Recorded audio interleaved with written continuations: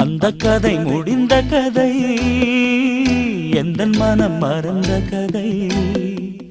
என்ன செய்ய விடுகதை போல் என்னுடைய பிறந்த கதை.